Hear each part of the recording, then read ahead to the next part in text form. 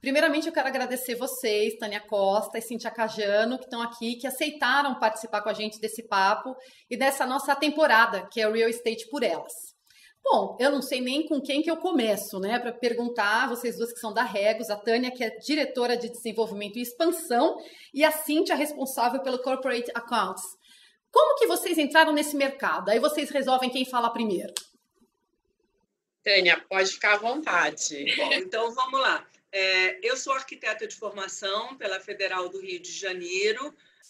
Logo que eu comecei a trabalhar nesse segmento de arquitetura, eu me apaixonei pela área corporativa, porque ela é muito mais objetiva, né? Você tem um budget, você tem uma meta e você tem que fazer aquilo.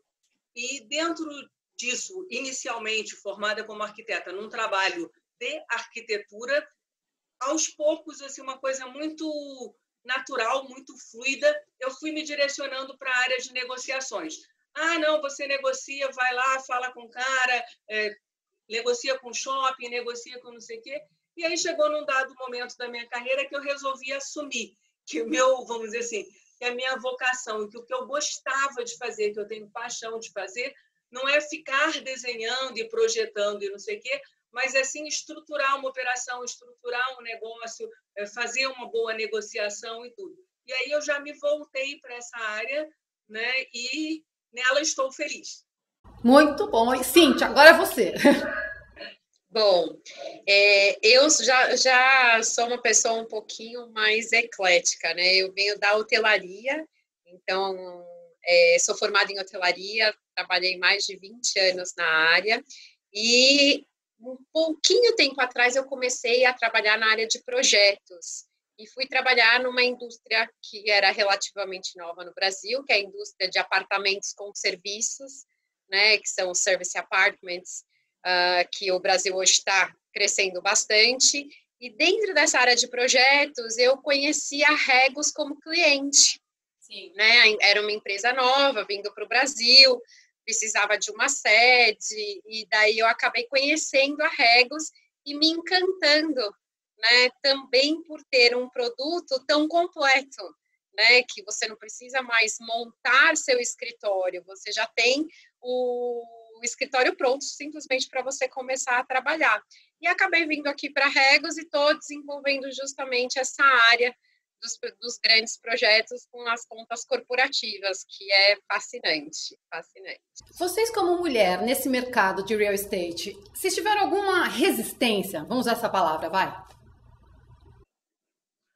Olha, eu honestamente não. A gente, vamos dizer assim, percebe que na maioria, você vai numa reunião do GRI, você conta lá, se tiver 10% de mulher, é muito, né? Nas grandes reuniões e, às vezes, vamos dizer assim, mesmo nas companhias, nas empresas com que a gente lida, o real estate ainda é um mundo muito masculino. Sim. Mas cada vez mais você vê mulheres trabalhando nesse segmento, não é de agora, enfim, você tem a Celina como CEO da Cusma, você tem uma série de pessoas que já estão aí há um tempo no mercado, né? Então, assim, existe muito mais homem do que mulher no segmento de real estate, mas que isso, de alguma maneira, tem impactado a minha performance profissional ou a minha progressão profissional, não. Eu acho assim, como um todo, a mulher ela sofre uma resistência em todas as áreas, né? A gente está aí cada vez ganhando mais nosso espaço e tudo mais, mas é que para a gente é muito difícil falar que a gente tem resistência, porque a gente tem uma chefia dentro da Regos tão positiva às mulheres, que incentiva tanto ações entre mulheres, tem um discurso assim super positivo para cada vez mais ter mulheres dentro da estrutura, que assim a gente não percebe isso dentro da nossa empresa. Sim. Então, assim, hoje, se a gente for falar de mercado, pode ser que sim, ainda tenha, né? Mas dentro da Regos, não tem, muito pelo contrário, a gente tem aí um time de liderança, a Tânia pode complementar, mas assim, que é sensacional. Eles trabalham com a gente assim de uma forma assim muito, muito feminina, muito delicada, muito profissional, assim, realmente é uma empresa diferenciada, né, nesse assunto da diversidade. Você falou agora de delicada, profissional. A mulher tem uma visão talvez um pouco mais humanizada desse meio, desse setor? Eu acho assim, a gente sim tem uma visão super humanizada, né? Principalmente, por exemplo, eu e a Tânia somos mães, né? Então eu acho que depois da maternidade a gente fica mais humana ainda, né? Porque a gente aprende coisas que só a maternidade acaba ensinando para gente. Mas eu vou te falar que hoje eu trabalho com homens que são tão humanos quanto nós mulheres. Eu acho que a gente tem aí os dois opostos. Tem mulheres que não são tão humanas e tem hoje homens que são extremamente humanos, né? Extremamente humanizados nesse sentido. O que eu acho nesse sentido, Stephanie, é que a gente tem, por exemplo, um jeito diferente de abordar as coisas. E esse jeito, eu acho que ele é um pouco mais humano. A gente vem aí de uma bateria de negociações de locação pesadas em função da pandemia e tudo, e vamos dizer assim, com muito sucesso, graças a Deus, mas a gente tem um jeito de abordar as pessoas numa negociação, numa coisa, abordar de uma forma mais humana, numa forma de parceria, numa forma de explicar o que você precisa dele, o que ele vai ter em troca. Então, eu acho assim que existe uma abordagem, como a Cíntia falou muito bem, pela maioria das mulheres, existem mulheres nada humanas e homens muito humanos, mas, no modo geral, acho que as mulheres têm uma abordagem mais humana que você consegue, às vezes, um resultado diferente porque você engaja a pessoa com quem você está negociando no seu problema. Né? Então, eu acho que isso é um talento que não é unicamente feminino, mas que é predominantemente feminino. Tânia, você falou agora, né, do sucesso da empresa e da pandemia.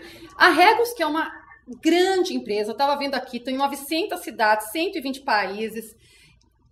Como é que vocês se sentiram em meio à pandemia? A pandemia pegou todos nós de surpresa, mas vamos dizer que a nossa surpresa, pela escala da nossa empresa, foi já, de uma certa maneira, preparada. Tá? Só em Wuhan, cidade da qual eu nunca tinha ouvido falar na minha vida, nós temos mais de 100 centros. Tá? Então, a gente teve a oportunidade de aprender com que os nossos colegas foram passando antes da gente. Né? Então, o pessoal da Ásia, o pessoal da Europa, a gente responde a um núcleo que é baseado na Europa e tudo. Então, sim, todos nós fomos pegos de surpresa, o mundo não estava preparado para essa pandemia, mas em termos de tomar providências, ações preventivas e tudo, a gente teve essa oportunidade, que a gente está em permanente contato com o pessoal lá fora, e a gente brincava, vocês estão 15 dias na nossa frente, então, de uma certa maneira, a gente já conseguia tomando algumas medidas, quando chegou na hora de preparar escritório e tudo, a gente já tinha guideline, a gente já tinha experimentado aquilo em outras geografias.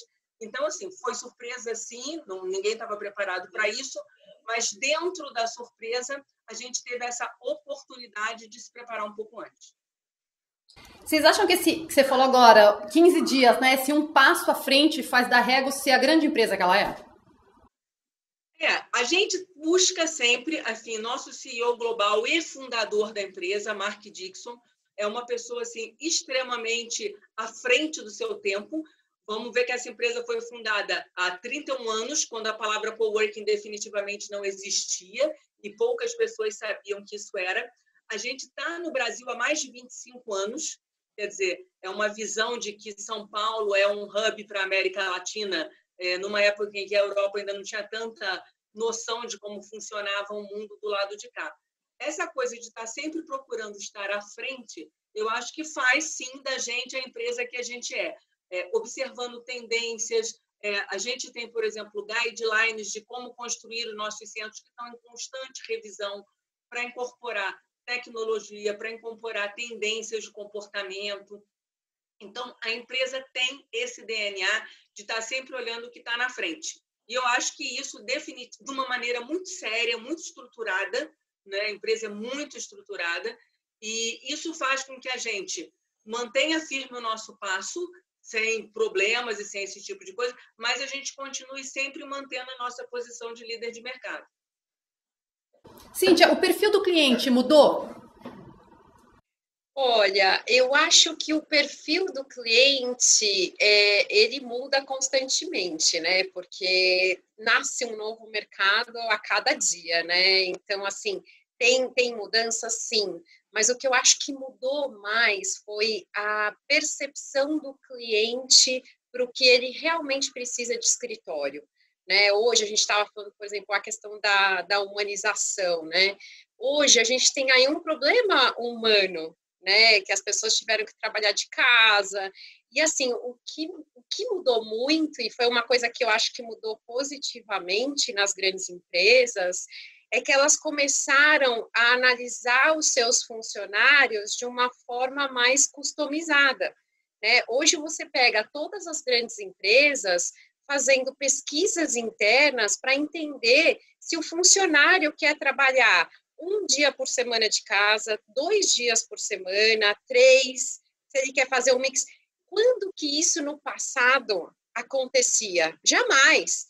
Você, como uma pessoa que rende muito bem, né, trabalhando num espaço compartilhado, você não tinha essa possibilidade. Hoje você tem. Hoje a empresa ela está fazendo uma análise individual dos seus funcionários por área e customizando a sua estrutura de acordo com o resultado da pesquisa, né? Então, assim, você percebe que é um trabalho humano por trás disso, né? Ela começou a escutar, né, o cliente interno dela para entender realmente o que ele precisa de estrutura para trabalhar.